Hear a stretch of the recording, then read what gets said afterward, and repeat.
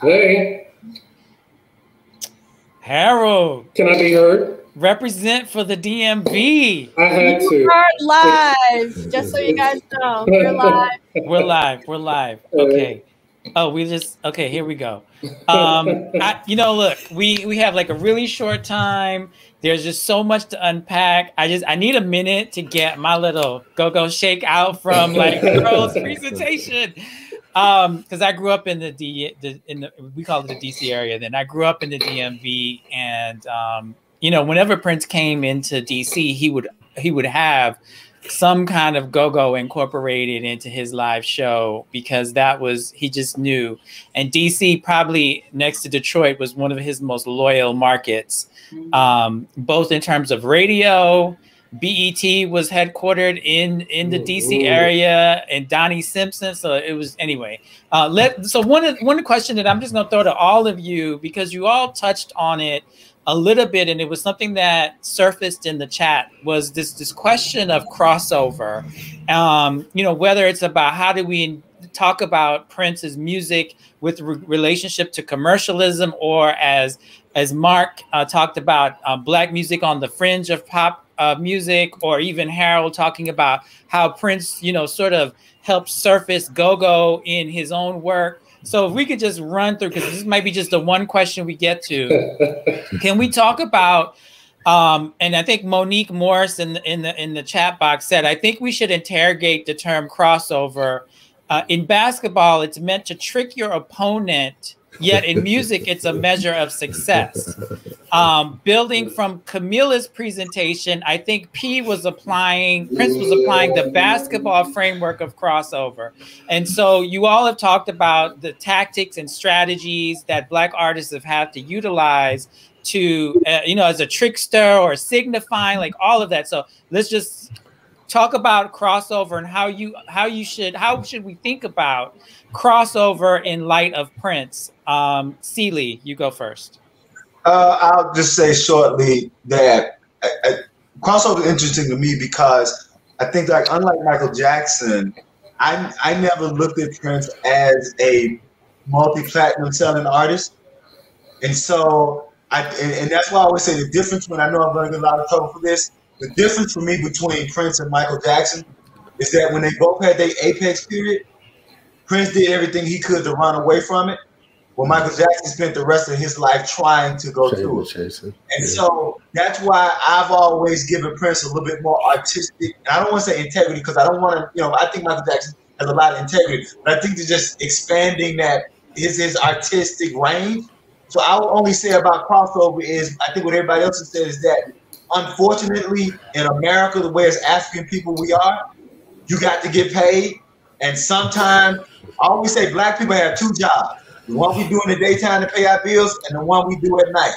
And so often for Prince, just like when he was in the hole for his first album, he knew he needed a hit for the second album. What I will say about this, even though Diamonds and Pearls is reaching for commercial success, I think it is still a great artistic statement, and I'll share it with that. All right, thank you, Dr. Mott. Yeah, I was just going to say about the crossover piece. I mean, even as a trickster move, you're crossing over to get closer to the bucket. That's the bottom line, right? You're trying to get past your opponent. So whether we're talking about crossover and commercially to be able to get closer to whatever the goal is, financially, economically, what have you, it still works within that context. And I'm with Celie on the differences between Prince and Michael in that regard. The move to Around the World in a Day was such an odd, it directly in opposition to what Purple Rain was. And that's why, for me, Diamonds and Pearls always felt like a concession to the marketplace in ways that the albums between Purple Rain and that period of time didn't seem as that was the option. Camilla.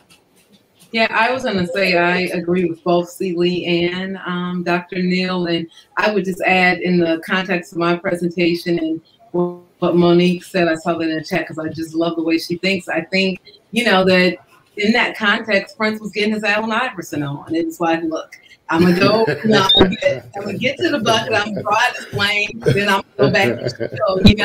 So I feel like it's such a good way for us to start to interrogate structural racism and the fact that in Prince's career, as talented as he was, you know, and still for Blacks in industries beyond the music industry, the idea that to reach a certain level of economic wealth, because the numbers show that we are behind in terms of wealth building, that there's this need to cross over to where the wealth is still being held. And Prince was a strategist, and he figured out how to do it. But as C. Lee pointed out, well, unlike Michael, he wasn't trying to live there. You know, he wasn't trying to chase the hit over and over again. And he says that really quickly. I'll say this. He says that in one of the interviews. I can't remember if it was the one with Neil Carlin or the one in Spin where they asked him about Jimmy Jam and Terry Lewis. And he said, hey, what they're doing is cool. You know, I'm happy for them. He said they try to make every song on their album a hit. That's not me. We're different.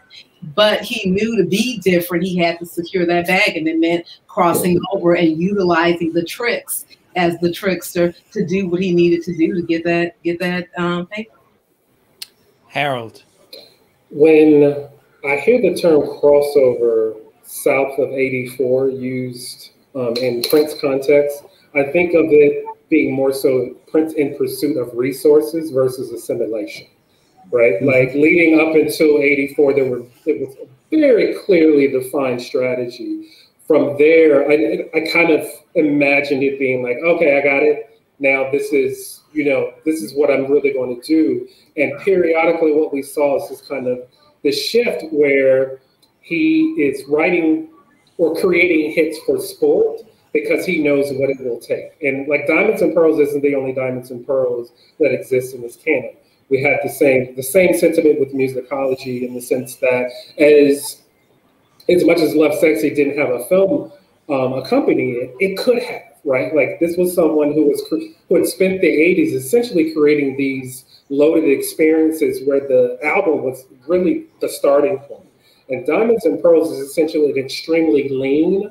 I mean, it's almost edited with the radio format in mind, right? But when we think of like crossover, I only think of it in the Purple Rain context, truthfully. I don't think of it as something that defined or that was a motivation or driver for where he went south of that. I think, again, Purple Rain was kind of like an anomaly. He was a cult artist, a popular one, but truly a cult artist. Well, I think I want us to have the buffer time for the next session. So thank you all for that. I guess my only contribution to the brilliance of this panel is I think, and I said this in the chat box, in retrospect, I think Diamonds and Pearls was Prince's mountaintop. When you think of the lyric from Don't Play Me, where he says, I've been to the mountaintop, it ain't what you say.